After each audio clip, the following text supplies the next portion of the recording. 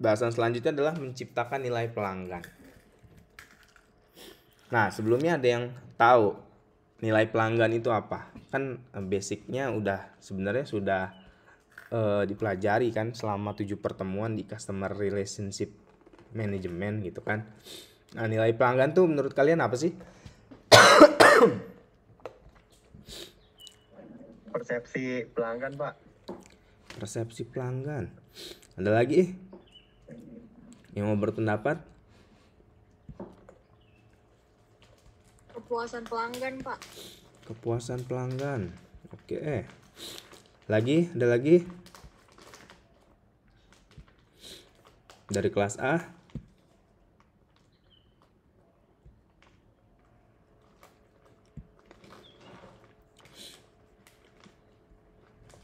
Nggak ada dari kelas A.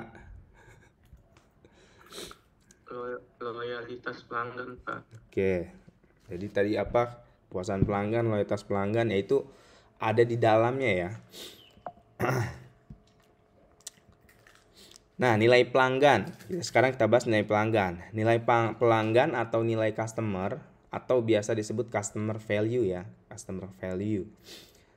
Jadi selisih antara manfaat yang diperoleh customer dari suatu produk atau jasa dengan upaya dan pengorbanan yang dilakukannya untuk mendapatkan dan menggunakan produk. Jadi selisihnya ya antara manfaat gitu, antara manfaat yang diperoleh gitu kan. Kita beli nih, misalkan apa? Sabun jerawat lah ya, paling sabun jerawat kayak atau sabun apa. Nah, sabun jerawat kan yang diharapkan sama pelanggan adalah bisa menghentaskan gitu ya, menghilangkan jerawat gitu kan. Jadi manfaat yang diperolehnya adalah menghilangkan jerawat gitu. Sama gitu kan. Sama berapa duit sih yang harus dikeluarkan? Berapa pengorbanan sih yang harus dia keluarkan untuk mendapatkan si sabun jerawat itu gitu ya.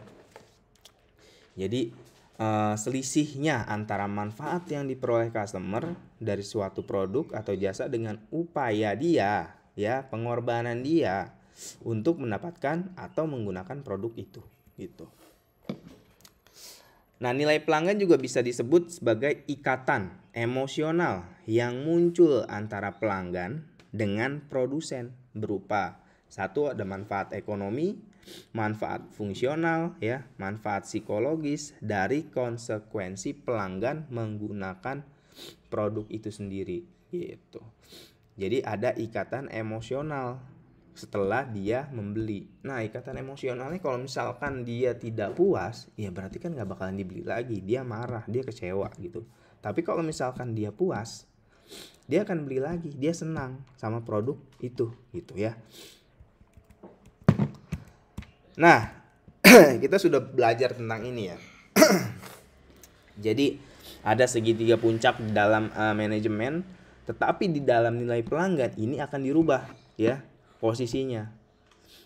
Jadi era lama ketika produk itu belum seperti sekarang. Nah, semua orang sekarang sudah bisa menciptakan produk. Kalau dulu semua orang belum bisa menciptakan produk gitu ya. Jadi marketing 1.0 kan bilang kalau fokusnya adalah ke produk. Nah, produk bikin sebar gitu aja ya kan. Nah, posisinya konsumen ini ada di bawah gitu.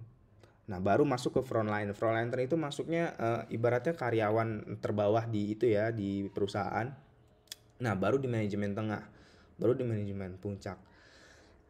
Tapi konsep era sekarang dirubah ya, terkait dengan pelanggan ini. Konsepnya jadi seperti ini. Gitu. Jadi konsumen itu ada di atas, ya. Konsumen itu udah di atas. Makanya tidak salah banyak yang mengistilahkan konsumen adalah raja gitu kan. Nah, ini konsumen ada di atas gitu. Jadi keluhan keluhan lah, terus kalau misalnya nggak puas lah, itu akan harus didengarkan oleh si organisasi ya organisasi mendengarnya dari mana nih? Dari frontliner ke manajemen tengah ke manajemen puncak. Jadi kalau misalnya ada masukan, ada kritikan, itu harus dimasukkan ke dalam organisasi itu gitu. Karena di era sekarang ya semua orang produk sudah bisa bikin gitu kan. Terus produk itu nggak ada yang, ibaratnya nggak ada yang benar-benar baru gitu, nggak ada yang benar-benar inovasi terbaru gitu. Nah jadi konsumen itu adalah raja. Nah, tujuan utama ya dalam kita memasarkan produk dari sebuah perusahaan adalah pelanggan. Ya kan kita bikin bahan baku, masuk ke proses gitu ya kalau di manajemen operasi. Proses itu ada di produk akhir. Nah, produk akhirnya itu tetap dikirimnya ke si pelanggan. Nah, jadi tujuan utama dalam kita memasarkan produk, dalam membuat produk adalah pelanggan. Nah, untuk mendapatkan pelanggan yang diinginkan, perusahaan harus menciptakan nilai dari produk yang dipasarkan tersebut, ya. Karena memang tadi saya bilang produk itu sudah tidak ada yang baru, ya. Yang benar-benar pure baru itu nggak ada, ya. Pertama kali misalkan mobil listrik dikenalkan Tesla saja, sekarang sudah tidak ini ya, maksudnya semua kompetitor sudah ngikutin mobil listrik gitu. Jadi pure yang benar-benar baru itu akan terus ditiru gitu. Makanya dalam sebuah produk kita harus menciptakan nilai gitu. Nah, tadi ya sudah dibahas ngomongin tentang nilai pelanggan, pasti kita ngomongin tentang kepuasannya si pelanggan. Nah, jadi kepuasan konsumen. Nah, kepuasan konsumen ini ya menurut si Valery Zetamel ya, ini adalah customer evaluation of a product or service in terms of whether that product or service has met their need and expectation. Nah, simpelnya adalah kepuasan konsumen itu hasil evaluasi dari si pelanggan terhadap produk, ya, terhadap produk atau layanannya. Apakah produk itu sesuai ekspektasinya, sesuai dengan yang dibutuhkannya. Nah, itu yang dimaksud dengan kepuasan konsumen gitu. Nah, kepuasan konsumen ini kenapa penting ya? Karena ini merupakan perilaku yang terbentuk terhadap barang atau jasa sebagai pembelian produk tersebut. Nah, jadi kepuasan konsumen ini perilakunya nanti ya.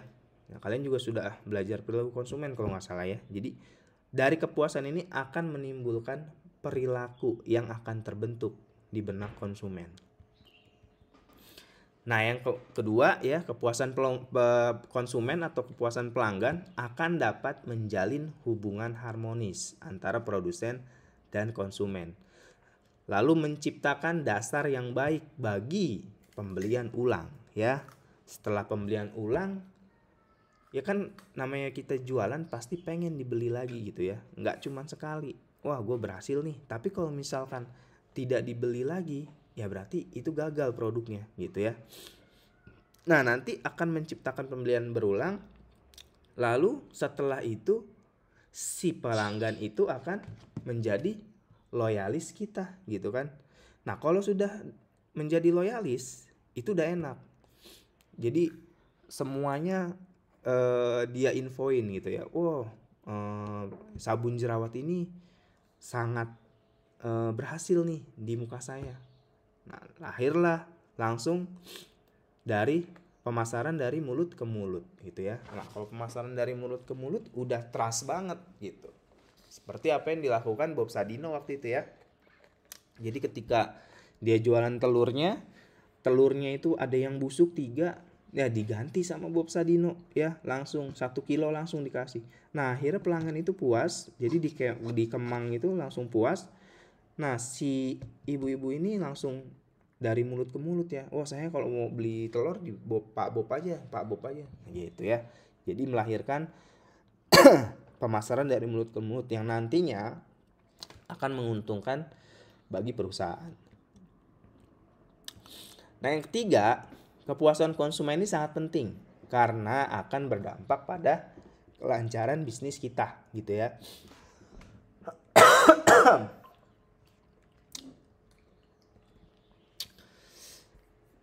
Lalu yang keempat, menciptakan dasar yang baik bagi retensi ya. Retensi ataupun repeat order, pembelian ulang gitu. Nah, jadi kalau misalkan kita breakdown lagi tadi ya. Tugas kita adalah membuat pelanggan itu puas. Nah, kalau misalkan pelanggan itu puas ya, ini akan melahirkan repeat order, pembelian ulang. Nah, repeat order ini akan melahirkan pelanggan yang loyal gitu ya. Pelanggan yang loyal itu ya ibaratnya kalau mau beli sabun jerawat ya pasti ke kita gitu. Nah, setelahnya ya, kalau misalkan dia memang sudah sangat loyal, akan melahirkan yang namanya evangelist customer. Nah, artinya evangelist customer itu kalau misalkan brand kita dijelek-jelekan sama orang lain, wah dia yang akan turun tangan gitu. Nah, ibaratnya gini lah, kalau kalian misalkan suka K-pop, ada salah satu pemerannya itu ya, yang kalian sukai, yang kalian senangi, itu tersandung masalah gitu. Wah, kalian menjadi paling depan untuk membela si ini Korea itu ya. Jadi evangelis seperti itu. Jadi kalau misalkan kita sudah melahirkan pelanggan loyal, akan menjadi evangelis customer. Jadi kalau misalkan brand kita dijelek-jelekan, wah itu udah banyak yang ngebela kita gitu. Nah, kepuasan pelanggan. Jadi dilihat begini ya. Nah, kalau misalkan kita lihat di sini ada barang yang dibeli, ke atas adalah di atas ekspektasi, ke bawah adalah di bawah ekspektasi.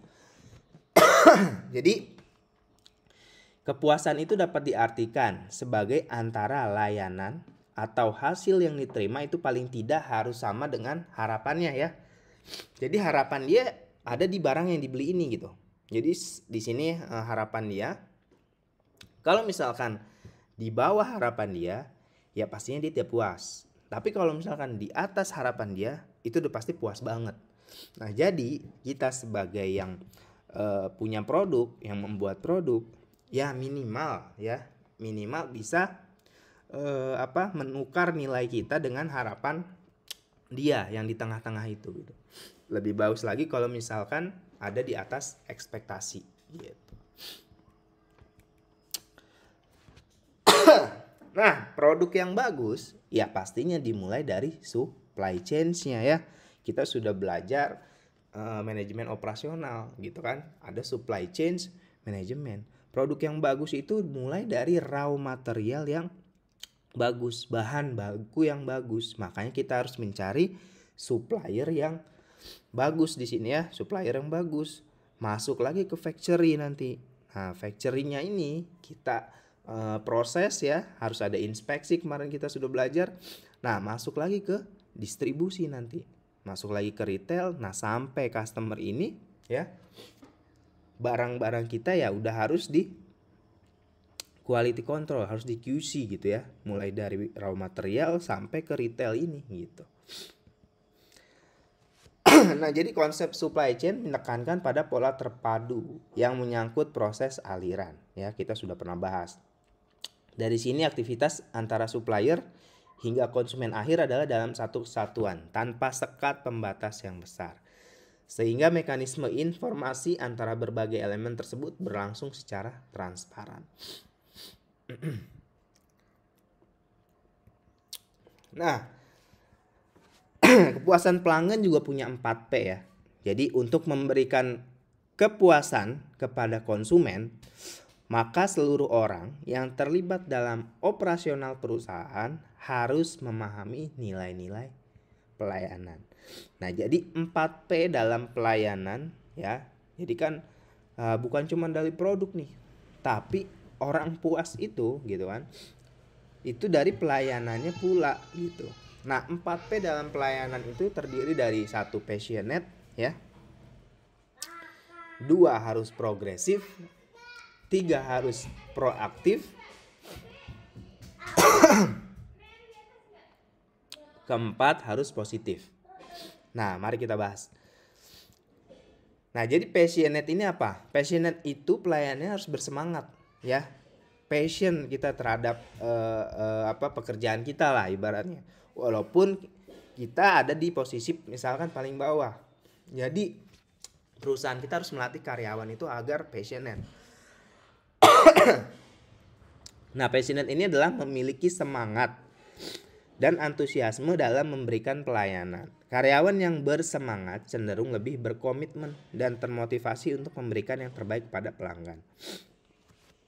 Di sini contohkan seorang pelayan restoran yang menyambut tamu dengan senyuman hangat dan antusias serta memberikan rekomendasi menu. Nah, kalau lihat ini ya, kita mencontohkan bank lah ya.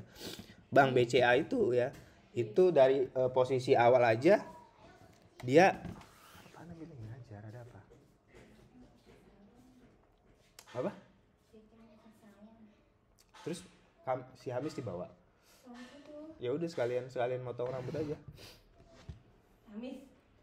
Di salon bisa kali dia. Nah, lanjut ya. Kalau misalnya saya contohkan BCA dan satpam-satpam di bank lainnya itu kan tentunya berbeda. Nah, satpam BCA mungkin ya sudah dikasih tuh pelajaran 4P ini. Dia harus bersemangat di awal gitu kan, penyambutan tamu-tamunya dia gitu. Nah, yang kedua, pelayan itu harus progresif. Jadi selalu mencari cara untuk meningkatkan dan memperbarui layanan. Nah, ini melibatkan inovasi dan adaptasi terhadap perubahan kebutuhan pelanggan dan tren pasar. Jadi contohkan di sini sebuah perusahaan teknologi yang secara rutin memperbarui perangkat lunaknya berdasarkan umpan balik pelanggan. Nah, artinya kalau misalkan kita mempunyai aplikasi gitu ya. Misalkan kopi kenangan kan sudah punya aplikasi sendiri. Ataupun yang lain lah. Kalau misalkan ada keluhan terhadap aplikasinya gitu kan yang tidak user friendly lah. Nah, ini harus dibenerin ya sesuai keinginan pelanggan. Artinya begitu, harus progresif pelayanannya. Di sini nih ini susah banget nih buat check out-nya nih gitu ya. Akhirnya betuli aplikasinya seperti itu. Nah, P yang ketiga, kita itu harus proaktif. Ya, pelayanan itu harus proaktif. Artinya mengambil inisiatif untuk mengidentifikasi dan menyelesaikan masalah sebelum menjadi keluhan. Sikap proaktif menunjukkan perhatian dan kepedulian terhadap pengalaman pelanggan, ya.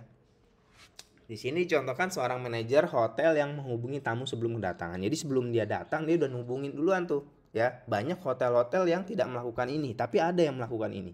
Biasanya konfirmasi dulu, Pak, sudah di mana? Gitu ya. Kira-kira masuk ke hotel ini jam berapa nih gitu. Ada yang seperti itu, ada juga yang enggak gitu. Nah, yang baik adalah yang proaktif. Duh, saya lagi pilek nih. Nah, yang keempat, P-nya adalah positif. Ya. Jadi positif ini mempertahankan sikap positif dalam setiap interaksi dengan pelanggan. Contoh, seorang agen layanan pelanggan yang tetap tenang dan ramah saat menangani keluhan. Nah, jadi tetap harus positif ya. Kalau misalnya ada keluhan, wah pelanggan marah-marah nih, ya tetap aja kita mah harus dengerin aja. Kita nggak bisa ikut-ikutan marah, ikut-ikutan emosi gitu ya. Kecuali dia udah nggak sinkron nih sama keluhannya, ya kan, bawa harga diri lah itulah ya. Mungkin kita bisa marah gitu. Tapi yang baik adalah harus tetap positif gitu. Ya, jadi 4P dalam pelayanan itu ada passionate, progresif, proaktif sama positif. Nah, lanjut ya. Kita lanjut ke kualitas pelayanan. Nah, kualitas pelayanan di sini ya berarti ngomongin tentang kualitasnya dari si layanan yang kita buat gitu ya. Nah, kualitas ini memberikan suatu dorongan kepada pelanggan untuk menjalin hubungan yang kuat dengan perusahaan. Nah, pada jangka panjang, ikatan seperti ini memungkinkan perusahaan untuk memahami harapan serta kebutuhan pelanggan. Jadi dengan demikian perusahaan dapat meningkatkan kepuasan pelanggan, di mana perusahaan memaksimalkan pengalaman pelanggan yang menyenangkan dan meminimalkan pengalaman pelanggan yang kurang menyenangkan. Ya, jadi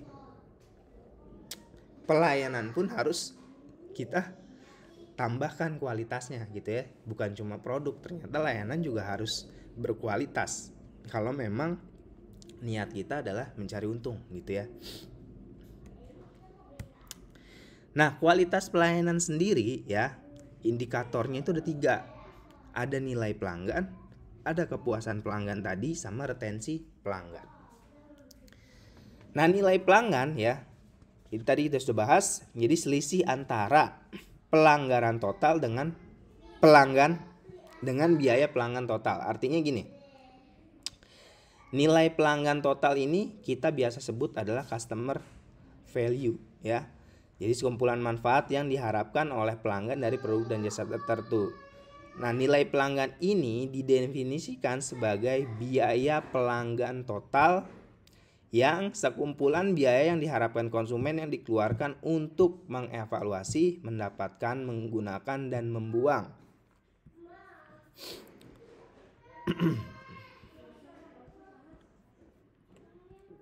Bentar ya.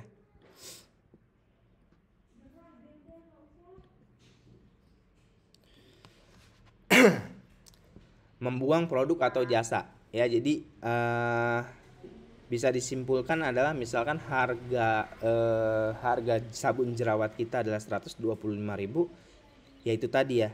Jadi nilai pelanggannya ya 125.000 gitu. Nah, kepuasan pelanggan, perasaan senang atau kecewa setelah dia membeli produk kita. Intinya seperti itu.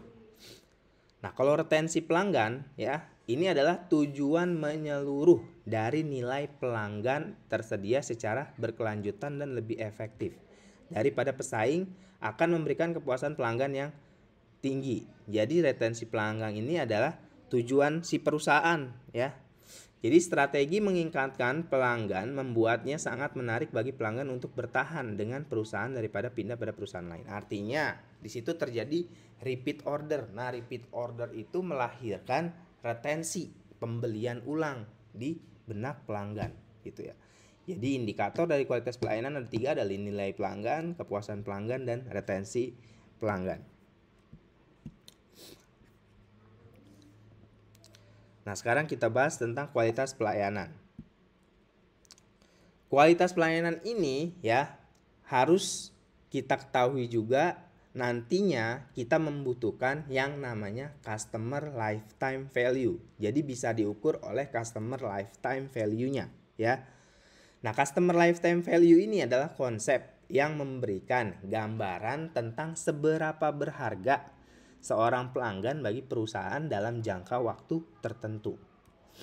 Nah, customer lifetime value ini biasa disingkat CLV ya, CLV.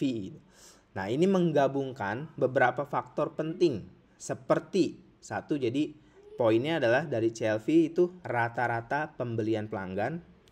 Kedua adalah frekuensi pembeliannya ya, frekuensi pembeliannya. Dan ketiga adalah masa hidup pelanggannya. Ya, jadi pelanggan juga punya masa hidup ya sebagai pelanggan aktif.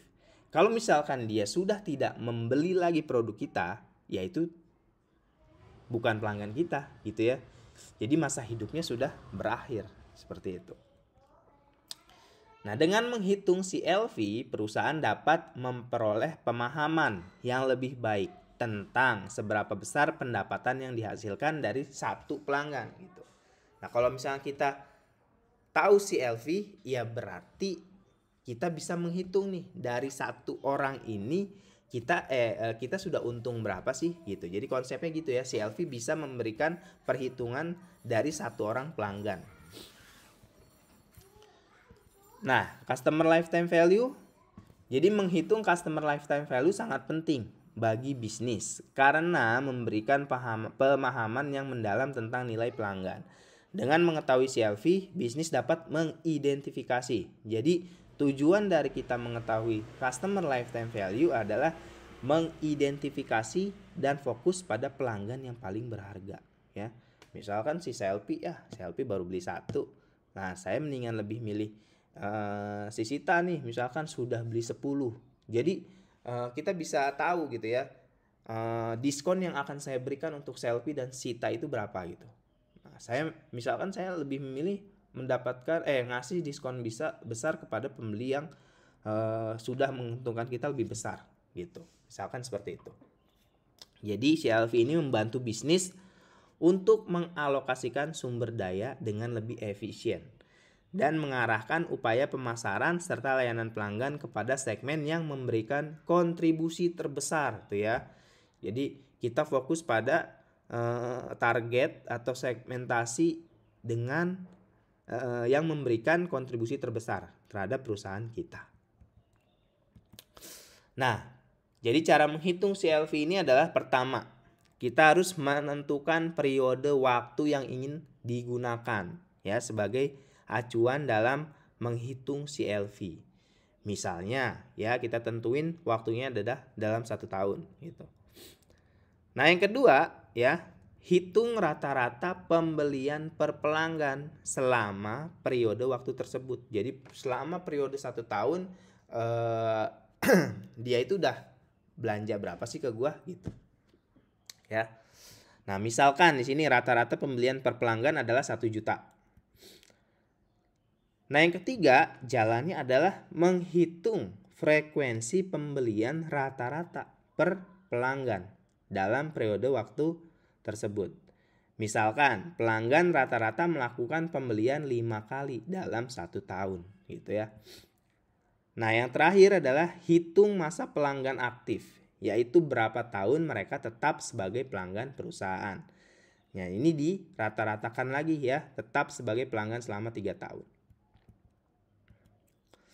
Nah, jadi customer lifetime value itu sama dengan ya, CLV sama dengan average dari nilai transaksi dikali jumlah transaksi dalam 1 tahun, karena memang tujuan kita kan menghitungnya dalam 1 tahun, dikali waktu retensi ya, waktu retensi.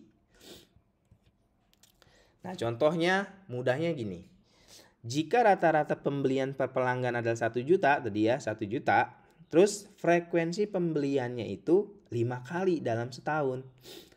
Nah, terus masa sebagai pelanggan aktifnya atau retensinya ya, itu adalah 3 tahun. Maka penghitungannya adalah 1 juta dikali 5 dikali 3. Jadi nilai CLV-nya adalah 15 juta gitu ya. Jadi dia sudah menguntungkan perusahaan saya senilai 15 juta gitu. Jadi cara menghitungnya gampang ya, tinggal dikali aja semua, 1 juta kali 5 kali 3. Nah, sekarang kita masuk ke loyalitas konsumen. Nah, loyalitas konsumen tadi sudah juga di awal ya. Oh, ada kepuasan konsumen, ada loyalitas gitu kan. Nah, kalau ngomongin loyalitas berarti kita punya pelanggan yang loyal, pelanggan yang memang akan repeat order kepada kita ya.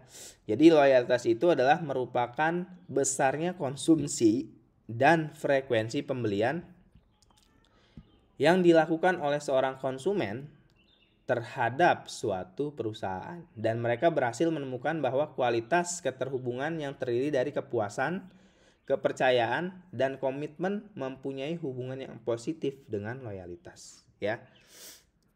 Jadi artinya frekuensi pembelian. Oh, saya punya pelanggan loyal. Ketika misalkan si pelanggan ini baru membeli 1, ya belum dikatakan pelanggan itu loyal sama kita gitu ya. Tapi kalau misalnya sudah beli 2, sudah beli 5, beli 10 gitu kan. Nah, ini sudah dikatakan pelanggan loyal.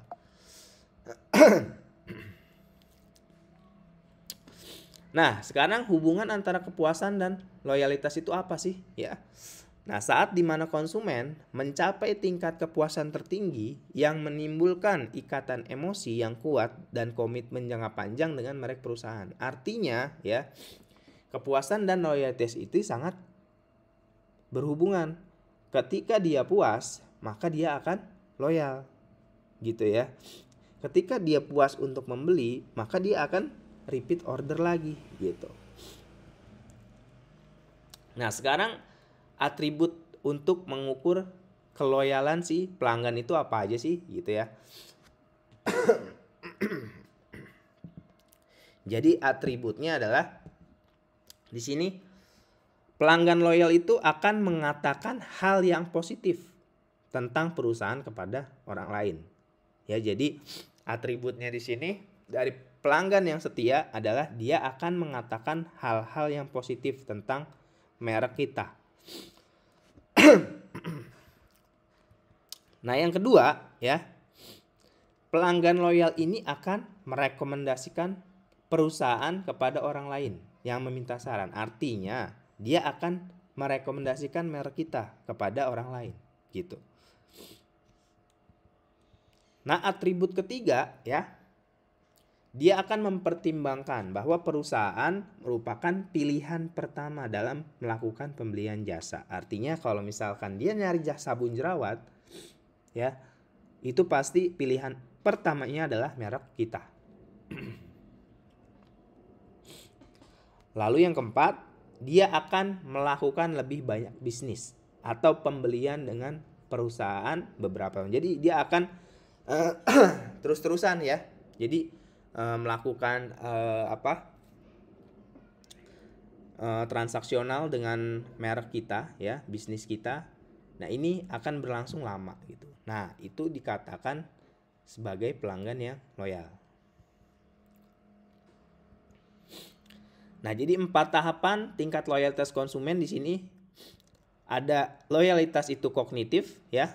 Si pelanggan itu kognitif nih. Artinya dia itu ada tahap pengetahuan langsung atau tidak langsungnya akan merek, manfaat, dilanjutkan ke pembelian. Nah, jadi dasar kesetiaan adalah informasi tentang produk dan jasa. Nah, gimana kalau misalkan caranya kita mau menarik pelanggan loyal?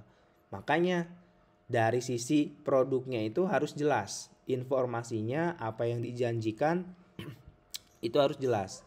Agar apa? Agar si konsumen ini membeli pertama kali gitu ya, mencoba.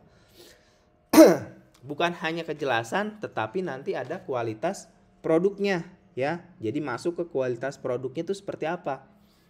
Ketika memang produknya berkualitas, jangan sampai pelayanannya juga tidak berkualitas. Jadi setelah kualitas produk, masuk ke kualitas layanannya. Ya. Jadi produk kita sudah kita buat, kita pasarkan dengan janji-janji ya. Janji-janji yang kita itu ya, janji-janji itu bisa fitur gitu ya. Bisa positioningnya gitu. Nah, setelah janji-janji masuk ke tahap pembelian dia.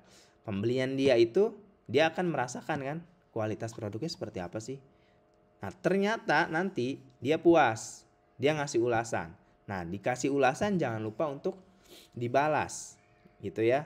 Nah, balasan itu kan termasuk dengan kualitas pelayanan gitu. Jadi jangan lupa kualitas pelayanannya juga. Nah, tahapan yang kedua dari loyalitas itu adalah loyalitas afektif. Artinya sikap favorable terhadap merek. Jadi dari hasil kognisi berulang, dia akan memunculkan sikap favorable di loyalitas efektif ya, afektif. Nah, jadi dasar kesetiaan adalah sikap dan komitmen terhadap produk dan jasa. Sikapnya apa nih setelah membeli? Sikapnya apakah dia puas atau tidak gitu. Nah, dasar yang ketiga lagi ya, tingkatannya adalah loyalitas konatif. Di sini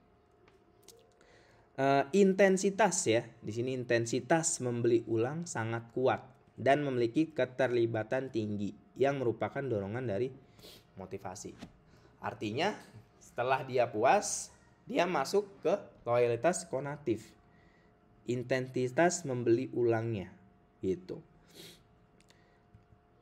Nah, yang terakhir ya, tingkatan yang terakhir loyalitas konsumen adalah loyalitas tindakan. Jadi menghubungkan penambahan yang baik untuk tindakan serta keinginan untuk mengatasi kesulitan seperti tindakan kesetiaan. Artinya gini, ketika misalkan dia sudah membeli ulang, dia cinta produknya.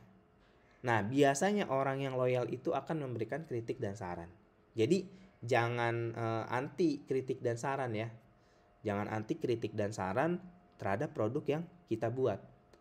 Apalagi dalam CLV-nya tadi, dalam customer lifetime value-nya, dia sudah melakukan pembelian yang berulang gitu. Makanya kita wajib mendengarkan gitu. Nah, terus apa nih ya untuk mengukur kesetiaan? Jadi ada 6 indikator kita mengukur loyalitas pelanggan ya. Nah, yang pertama adalah kita ngukur dari pembelian ulangnya gitu. Nah, yang kedua adalah kita melihat kebiasaan dia mengkonsumsi merek kita gitu ya.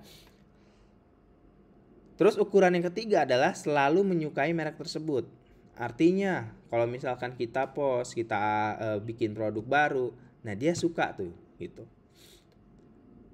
Nah, yang keempat, di tengah goncangan produk yang banyak, dia akan tetap memilih merek kita. Nah, yang kelima, itu yakin bahwa merek kita itu yang paling terbaik. Lalu yang keenam, ini tahapan paling tinggi ya. Dia sampai merekomendasikan merek tersebut kepada orang lain. Nah, itu tahap tertinggi dari loyalitas pelanggan gitu.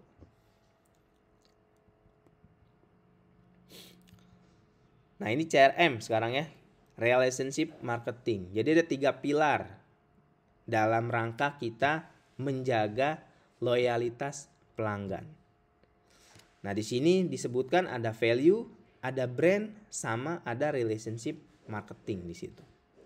Nah, artinya untuk mendapatkan loyalitas pelanggan, perusahaan itu tidak hanya mengandalkan value dan brandnya saja gitu. Brandnya sudah bagus, value-nya sudah terbukti, tapi harus ada yang namanya relationship marketing ya. Nah, pada masa sekarang diperlukan perlakuan yang lebih atau disebut dengan unique needs ya, kebutuhan unik dari si pelanggan. Nah, perbedaan kebutuhan antara satu pelanggan dengan pelanggan lainnya, untuk itu peranan dari relationship marketing, jadi setiap pelanggan itu unik ya, maunya beda-beda. Makanya dibutuhkan yang namanya relationship marketing. Nah, pada gambar yang di atas terdapat 3 pilar loyalitas pelanggan. Era relationship marketing yang memfokuskan pelanggan di tengah pusaran gambar ya. Ya, 3 pilar loyalitas pelanggan tadi sudah saya sebutkan ya, ada value, ada brand, dan ada relationship marketing. Nah, dari relationship marketing itu ya, kan perlu relationship marketing. Makanya kita harus paham yang namanya CLV.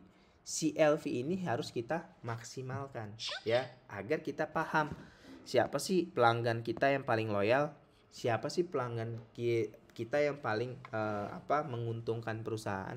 Jadi kita harus memaksimalkan CLV di situ. Nah, caranya kita memaksimalkan CLV yang pertama adalah dengan pemasaran ya. Jadi seni menarik dan mempertahankan pelanggan yang menguntungkan.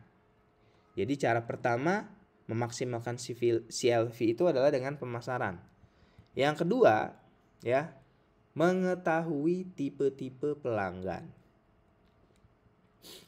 Nah, jadi tipe-tipe pelanggan di sini ada pelanggan besar ya. Pelanggan besar itu laba kita rendah. Terus biasanya menuntut pelayanan lebih dan diskon besar. Artinya pelanggan besar di sini kan bisa kita bilang distributor, reseller ya. Contoh dari pelanggan besar. Biasanya laba kita lebih rendah karena bukan ke konsumen akhir kan. Dia belinya banyak tuh. Nah, kita akan diskon banyak juga. Tapi jangan ini ya, jangan wah, laba gua kurang nih. Malahan enak gitu kan. Karena sekali beli dia banyak gitu. Dan kita bikin lagi produknya gitu. Nah, tipe pelanggan yang kedua adalah pelanggan kecil ya. Dia membayar harga penuh namun biaya transaksinya tinggi ya, mengurangi profitability. Artinya dia belinya ya harganya harga jual kita gitu ya. Biaya transaksinya tinggi. Cuman kadang ya kadang kalau misalkan sekali berkeluh kesah ya banyak tuh keluh kesahnya gitu. yang akhirnya akan mengurangi profitability kita. Tetapi balik lagi, kita harus fokus pada semua pelanggan, nggak cuma besar, nggak cuma kecil. Nah, yang ketiga ada pelanggan menengah ya. Kalau pelanggan menengah ini menerima layanan bagus, membayar hampir penuh dan seringkali paling menguntungkan. Nah, artinya di distributor itu ada yang tengah-tengahnya, biasanya adalah reseller ya. Nah, pastinya kita tidak bisa memilih pelanggan mana yang harus kita kita pilih maksudnya. Jadi kita harus semuanya ya pelanggan kita, mau besar, mau kecil, mau menengah gitu. Nah, yang ketiga ya, untuk memaksimalkan CLV adalah memaksimalkan CLV ya. Yang ketiga adalah mengetahui profitabilitas pelanggan. Dengan cara apa? Dengan cara menghitung CLV tadi ya. Jadi profitabilitas pelanggan adalah orang, rumah tangga atau perusahaan yang sepanjang waktu menghasilkan aliran pendapatan yang melebihi jumlah aliran biaya perusahaan yang ditoleransi untuk menarik, menjual, dan melayani pelanggan tersebut. Artinya sudah seberapa profitkah dari satu orang ini, dari satu organisasi ini. Nah, kita harus tahu gitu ya. Makanya kita nanti kalau misalnya sudah tahu, kita ngerti tuh mana pelanggan yang memang wajib kita layani lebih dulu, mana pelanggan yang memang kita kasih diskon lebih besar, misalkan seperti itu. Nah, analisa profitabilitas pelanggan ini adalah analisis yang baik dengan penentuan berdasarkan aktivitas dia ya. Nah, pelanggan dibagi pelanggan platinum, pelanggan emas. Nah, ini kan udah ada ya, maksudnya kita bisa membagi nih. Kalau misalnya kita sudah tahu CLV-nya berapa, ya kita bisa bagi. Ini pelanggan platinum, ini pelanggan perak, ini pelanggan emas gitu loh. Jadi kita bisa membagi itu. Nah, yang keempat, maksimalnya dengan mengukur nilai CLV tadi ya. Jadi menggambarkan nilai sekarang bersih, net present value dari aliran dana masa depan yang diharapkan sepanjang pembelian seumur hidup pelanggan. Salah satu contoh perhitungan adalah CLV yang memberi kerangka kerja kuantitatif resmi untuk merencanakan investasi pelanggan dan membantu pemasar mengadopsi perspektif jangka panjang. Nah, udah ya, cara memaksimalkan CLV seperti itu ada 4. Nah, sekarang kita masuk ke gimana caranya kita mengembangkan hubungan pelanggan. Nah, jadi memaksimalkan hubungan pelanggan ini ya, memaksimalkan nilai pelanggan berarti mengembangkan hubungan pelanggan untuk jangka panjang. Nah, memaksimalkan nilai pelanggan berarti mengembangkan hubungan pelanggan untuk jangka panjang. Kenapa 2 kali nih? Salah ini ya.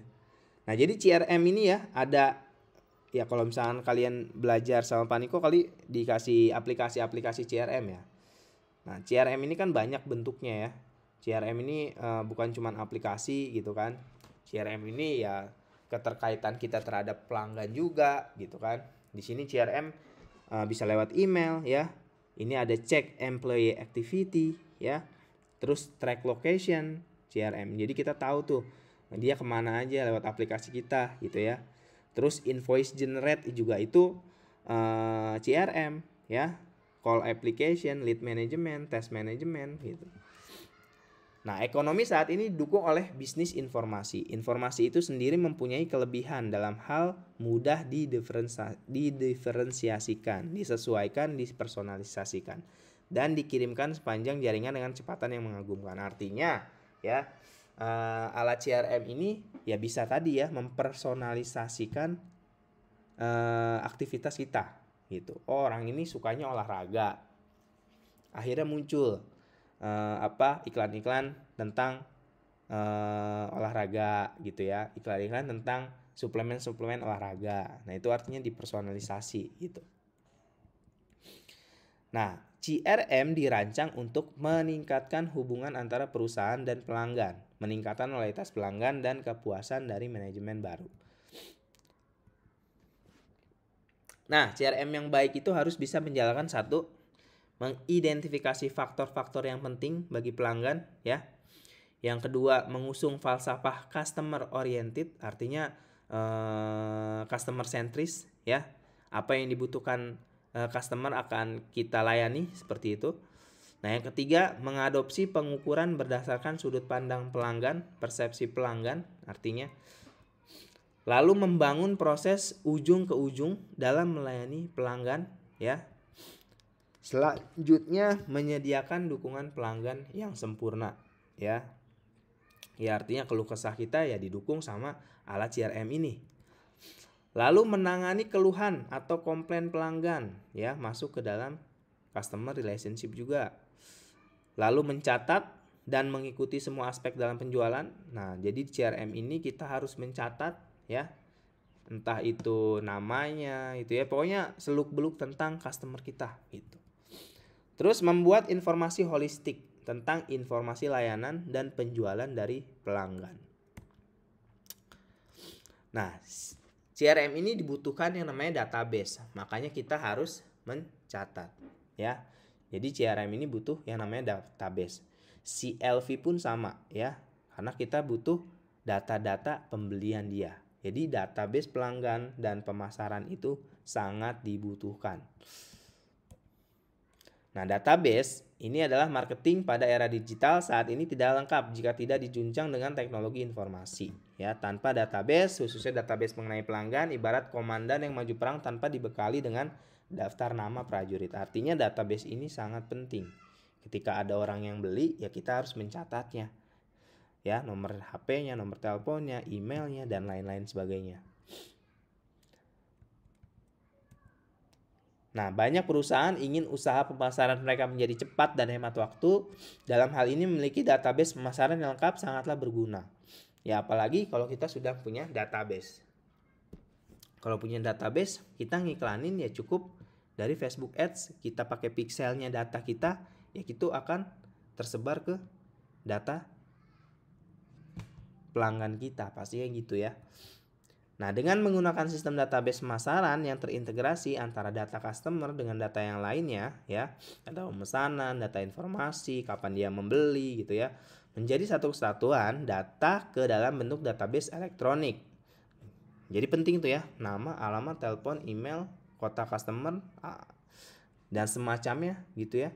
Mungkin hari dia ulang tahun juga kita butuhkan gitu ya. Ini kan dalam rangka relationship marketing. Jadi pas dia ulang tahun, ya kita kirimkan selamat gitu ya. Itu kan hal-hal kecil yang bisa membuat pelanggan itu, wah dia ngucapin gue selamat nih gitu loh. Pelanggan itu bahagia gitu. Nah, data ini disatukan dalam gabungan database dengan menggunakan sistem manajemen database. Database yang baik akan berhubungan nantinya dengan CRM yang akan membantu CRM lebih produktif gitu ya. Nah, contohnya seperti ini ya. Jadi kalau misalnya kita sudah online ataupun offline ya sama aja sih. Offline juga bisa kan. Ketika dia membayar, kita tanyakan namanya siapa gitu kan, profesinya apa. Nah, ini salah satu contoh database. Nah, ini kalau misalnya kita pakai ini ya, pakai web ya, biasanya seperti ini nih. Ada kode pos, ada kodenya dia gitu ya, nomor rekening dan lain semacamnya gitu. Nah, hubungannya apa nih dengan CRM? Nah, sistem CRM akan membantu perusahaan antara lain satu, ngingetin kapan akan mengirim email atau brosur. Nah, gitu ya. Jadi kalau misalkan kalian diingetin Shopee, yaitu namanya sistem CRM. Ayo ada apa?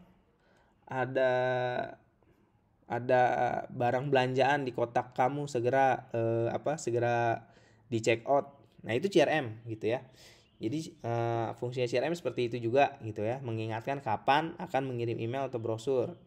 Terus menyimpan data histori dari pelanggan ya, dia sudah beli apa, dia sudah walaupun tidak membeli gitu ya. Kalau di sistem Shopee dan Tokopedia kan itu terlihat dia masukin keranjang apa. Nah, biasanya diingatkan. Apalagi Tokopedia ya. Kalau misalnya kita masukin keranjang, ayo jangan lupa meja Anda sudah ada di dalam keranjang Anda, segera check out, misalnya seperti itu. Terus dia juga mendata catatan panggilan telepon ya. Terus dia juga bisa mendata jumlah komplainannya ya. terus jumlah pembelian dan cara pembayarannya dan sebagainya ya. Jadi banyak sekali sistem CRM ini membantu perusahaan. Sampai sini ada yang tanyain? Ada yang belum paham? Atau sudah paham semua? Atau pada tidur?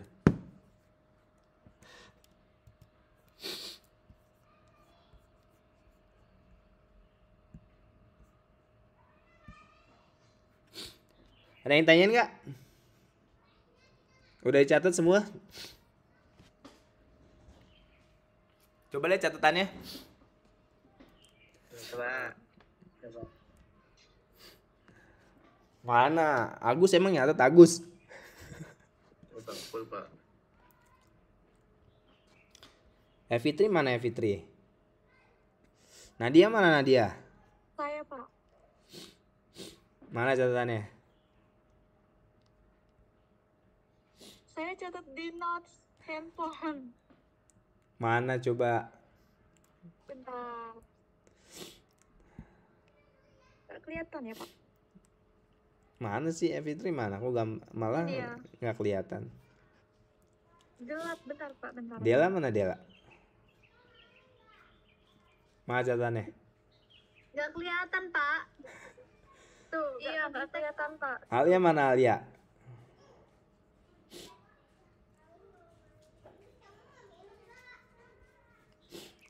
Doni aman? Ini, Pak. Oke siap. Ada yang mau ditanyain nggak? Atau pusing? Nggak dengar penjelasan saya? Atau paham? Pak, materinya banyak. Ya emang banyak. Kalau misalkan sedikit gitu kan, kalian kadang-kadang kan hanya mengandalkan PPT. Bukunya juga nggak beli kan, kadang-kadang begitu. Makanya materi saya tuh saya banyakin gitu, biar lengkap. Iya, Pak. Nah dari situ Banget udah. ada yang nggak dipahamin nggak? Ada pertanyaan nggak?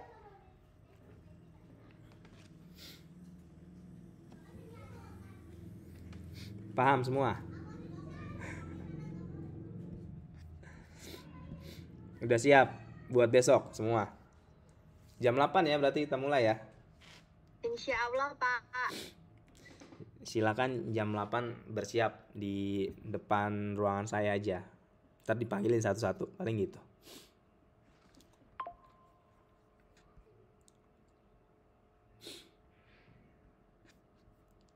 Oke ya. Kalau misalnya memang sudah paham semua nggak nih? Naomi udah bangun belum Naomi? Paham, Pak. Oke lah ya, kalau sudah paham kita akhiri saja ya pertemuan hari ini. Selamat siang, berarti kan selamat berlibur ya. Kita ketemu lagi setelah Lebaran. Oke, selamat siang tamu budaya semuanya. Nama budaya, Pak. Makasih, Pak. Oke. Makasih, Pak. Budaya, makasih.